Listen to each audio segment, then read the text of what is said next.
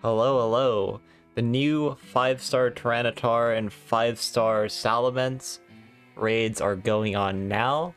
In Pokemon Scarlet, you get the 5-star Tyranitar, and we're going to be taking it on with a simple this Gholdengo. Gholdengo is not very great into Tyranitar typing-wise, but since this is a 5-star, I do believe it will be a very efficient way to actually KO it, and we're going to use weakness policy to try to help potentially set up a one-shot on this Tyranitar and hopefully survive long enough to actually get the full effect as well. I do recommend going a mono like Kingambit more so, because Kingambit better resists a lot of the moves that Tyranitar has, and also is just like very bulky. But for this, I just want to be a little bit more efficient and just get through it without having to potentially EV train another Pokemon. But yeah, I think this will be more than enough. I'm just going to go for Metal Sound turn 1. We'll just lower this for death as they give us our defense boost. Yeah, they just instantly go for EQ, no surprise. But we take it pretty well thanks to the defense boost that the AI will always give you. And we get to a good old +2. And thanks to our weakness policy. The weakness policy is essentially just to speed the setup up to the smallest amount and make it a bit more efficient as we just spam our metal sounds. There's Ice Punch. Okay, you go for the Leer. But they can't do it because of good gold. That's another reason I wanted to go Gholdengo, is because it has a bit safer setup into it and it doesn't have to worry about too much happening. Of course you can get frozen potentially, and that's a bit annoying. But yeah, I think just having it at -4 and then being at +4 should be enough for us to actually get a one-shot on this Tyranitar.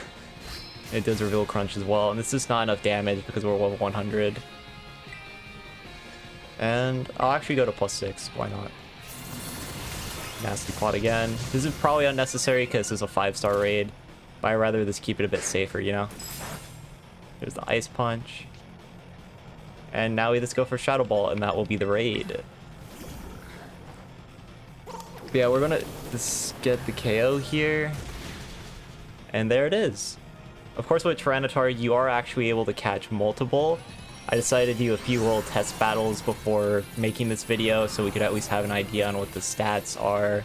And unfortunately, it is not nature locked. Or maybe fortunately, if you want to have multiple different Tyranitars, but you know. It is not like the Charizard one where you have a guaranteed modest 6 IV Charizard. This one, you get, the only guarantee you get is that you're going to have the Ghost Tera typing. Other than that, there's this normal 5-stars. You have fairly good IVs across the board, but you could be timid, you could be jolly, you could really be of whatever nature. And yeah, there it is. Here's a good look at the rewards that you can get from this Tyranitar. Not too bad. A good way to farm Ghost Tera shards consistently. But of course, like 5-star raids just don't give nearly as much as a 7-star does. So it's not like nearly as great. For sure, for sure. But yeah, I'll show you some of the TTARs we caught. We did a few.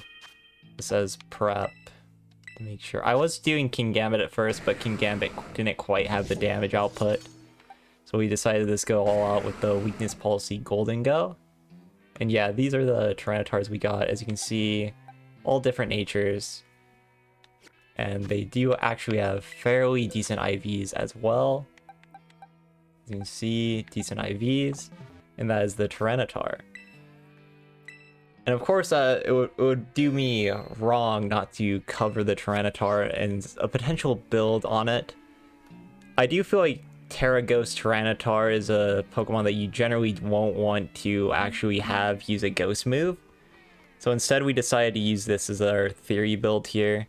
You just have Rock Slide, you have Crunch, Dragon Dance, you have Weakness Policy as well to take advantage of your typing, and then we just have a very simple spread. 220 attack, you have 188 speed, so you outspeed base 90s at +1, and this is a simple HP dump for the Tyranitar as well.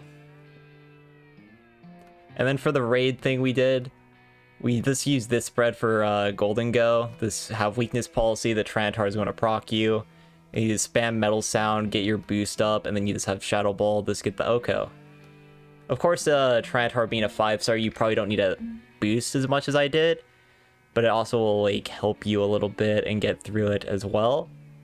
And yeah, that's all for this one. We'll be back with the SALAMENCE raid in this a little bit. It'll take me a bit longer to upload that one, because I'll have to prep a Pokemon on my Violet, or we'll have to do the Tera raid with like multiple people, but I want to solo it, so you know, it's a little it's a little rough. But yeah, this is a 5-star raid. It's not going to be too hard for you guys, but it is pretty cool nonetheless. It is pretty cool nonetheless to have all these ghost shards easily accessible. I kind of wish it wasn't this version exclusive with these, but you can still just go to the Poke Portal and you can go ahead and check to the Tera raid battle, and they will show you the other ones too. And you can of course catch multiple, so it's still like a fairly efficient way to go about this anyways. As you can see, I just have all SALAMENCE here, and yeah, the SALAMENCE ones are of different typings when you get to a bit weaker. Because you can see on the map right now, there's also like a ground one, there's like a poison one, and it's pretty similar, yeah. But the main one is of course the ghost typing and then the steel typing. But yeah, you can see electric here, a poison one, and fairy. But yeah, those are the event raids for this one. We'll be back with a video on Pokemon Violet.